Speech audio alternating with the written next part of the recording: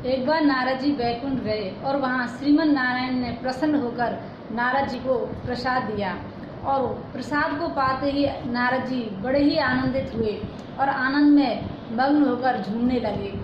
श्रीमन नारायण का जप करते हुए नारद जी जाते हैं शिव जी के पास। जैसे ही कैलाश पर्वत पर पहुँचते हैं तो वहाँ नारद जी को इतने आनंदित देखकर शिव जी पूछते हैं कि आज ऐसा क्या पा लिया जो आप इतने आनंदित हो रहे हैं। तब नारद जी ने कहा, हे प्रभु, आज तो मैंने भगवान श्रीमन नारायण का प्रसाद पाया है, इसलिए मैं इतना आनंदित हूँ। तो भगवान शिव की दृष्टि जैसे ही नारद जी की उंगलियों पर पड़ती है तो वहाँ प्रसाद के कुछ कण लगे हुए थे।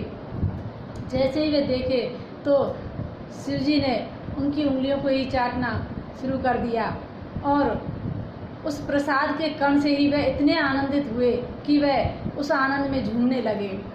इतने में माँ पार्वती जी उनके पास आती हैं और पूछती हैं कि हे महादेव, आज आपको क्या हो गया, आप इतने आनंदित कैसे हैं, ऐसा क्या पा लिया।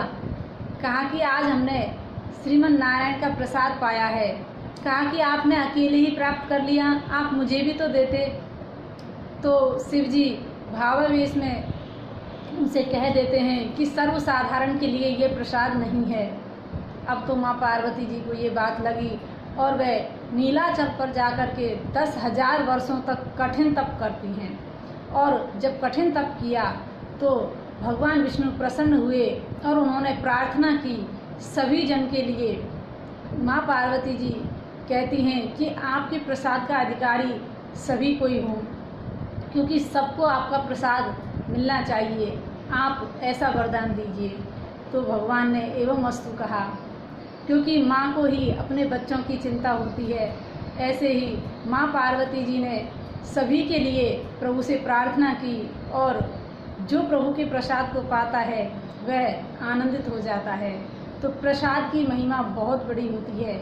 जब भी कोई संत आपको प्रसाद दे या मंदिर से कोई प्रसाद आपको मिले तो उसका आदर करें और उसको तुरंत ही पा जाना चाहिए, क्योंकि संत कहते हैं जब भी प्रसाद हमारे पास आए तो हम उसे तुरंत उन्हें पाना चाहिए, क्योंकि जब ही वह हमारे अंदर जाकर कुछ फायदा करता है, उसका असर होता है।